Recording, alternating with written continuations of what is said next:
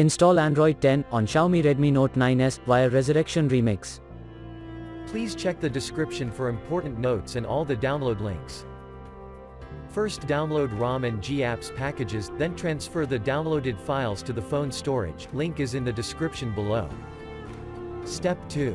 Boot your device into TWRP recovery. Once in TWRP, click on Wipe, Advanced Wipe, and select the check boxes, as shown in the image, excluding internal storage. Step 4. Swipe the button to wipe the device.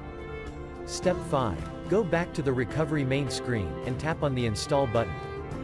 Step 6. Navigate to the storage, and select the ROM ZIP file. Step 7. Finally, swipe the button on the screen, to install ROM file. Step 8.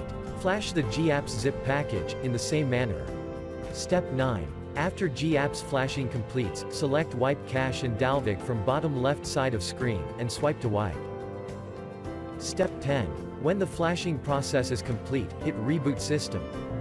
That's it, you have successfully installed the ROM on your device.